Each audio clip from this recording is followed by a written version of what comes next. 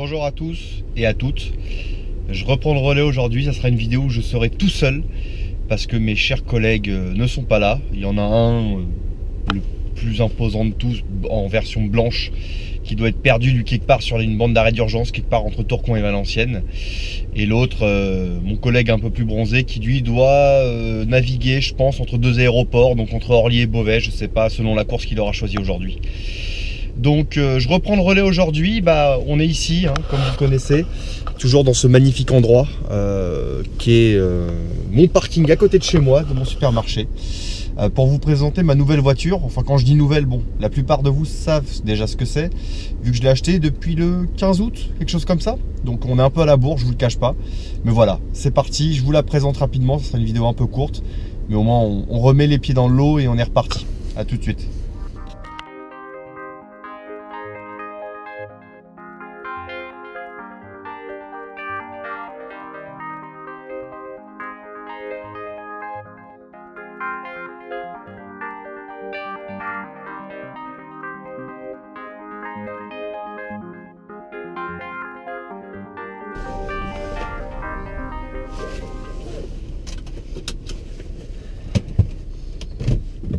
Donc, vous l'avez tous remarqué, on est en présence d'une Allemande, une petite Germaine, la grosse Bertha, enfin la petite Bertha pour le coup, parce que c'est pas une vraie grosse Bertha.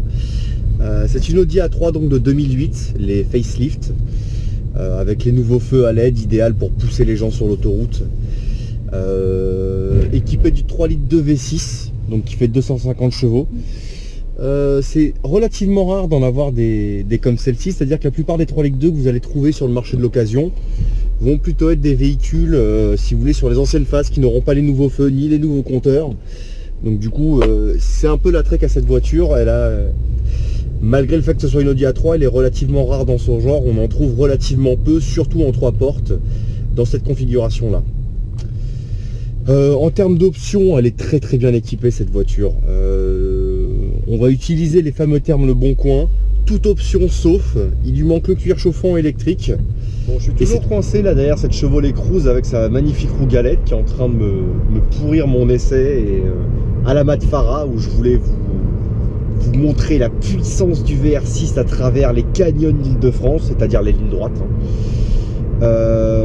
Néanmoins, qu'est-ce que je peux vous dire sur la voiture? Bon, moi je l'avais déjà conduit avant même de l'avoir acheté. J'ai à peu près grosso modo 10 000 km déjà fait sur cette voiture. Bon, les gros plus, vous avez le moteur, même s'il est relativement glouton. Si je passe par l'ordinateur de bord, il va me dire que depuis que je l'ai déjà, j'ai une moyenne, alors là il s'est remis à 0, j'ai une moyenne à 11 litres 7. Ah bah non, je pensais que ça serait plus. Et sur le plein, je suis à 18 litres. Parce que dès que vous avez le pied un peu lourd là-dessus, ça se met à boire assez méchamment comme truc. Pour un petit V6, j'entends. On va se faire un peu de place, lui me fatigue. Hop. Donc ça peut boire un petit peu, ça va être le premier défaut que je lui donne, c'est que le VR6 ça reste quand même un vieux moulin. Même s'il a été un petit peu changé, adapté, évolué au fur et à mesure des années, ça reste quand même un moteur de conception ancienne. Deuxième défaut, je vous en parlais tout à l'heure, bon, c'est toute la partie GPS, Bose, ainsi de suite, qui quand c'est sorti était le top du top, mais c'est vrai qu'en 10 ans, les voitures évoluent tellement. Ma belle-mère a racheté la nouvelle S3 et je vais vous dire que c'est le jour et la nuit.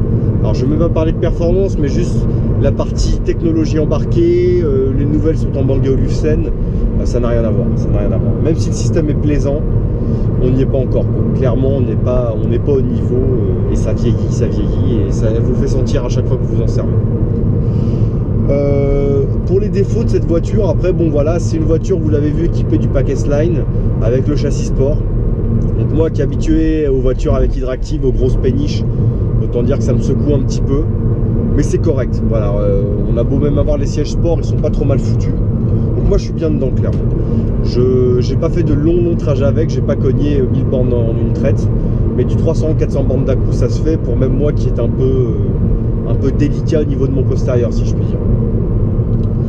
Et après le dernier, vous devez l'entendre d'ailleurs à la caméra, c'est les bruits de roulement. Alors je suis sur des pneus en 225 à taille basse, donc c'est bruyant, il y a du bruit de roulement là, vous voyez je suis à 100. Il faut quand même que je parle fort pour que vous m'entendiez, surtout que j'ai pas de micro déporté.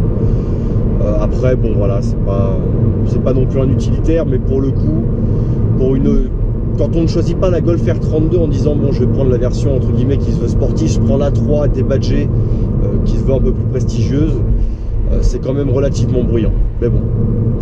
Après, cette voiture elle a beaucoup de points positifs. Hein. Moi il y a son gabarit déjà. Son gabarit j'apprécie beaucoup. Ça me change de mon ex C5, mes XM et tout le bazar là.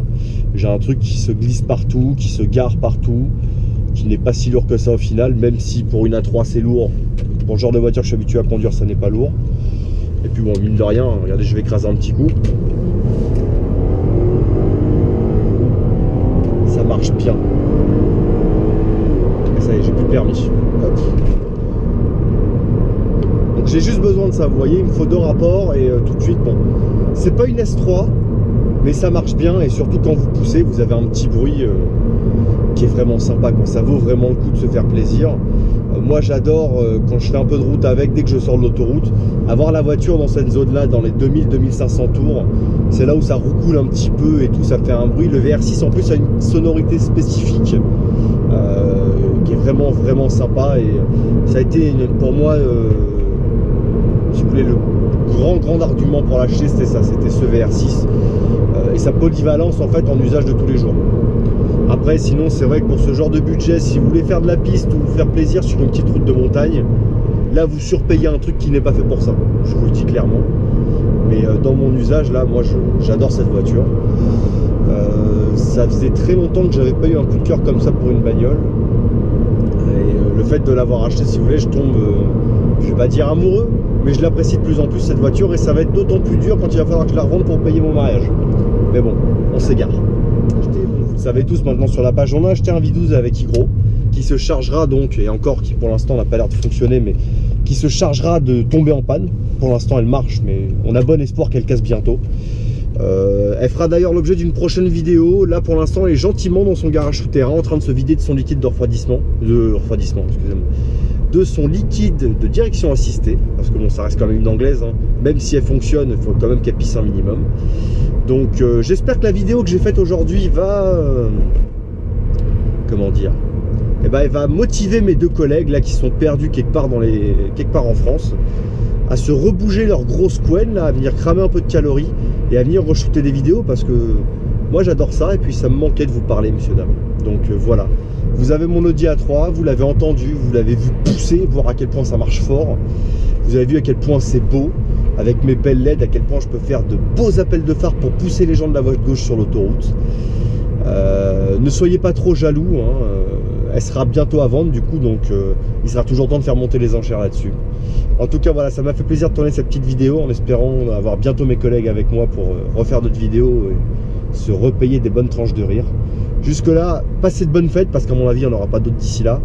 Joyeux Noël, joyeux Hanouka, joyeuse Pâques et je pense qu'on se reverra pour l'armistice de l'année prochaine pour la prochaine vidéo.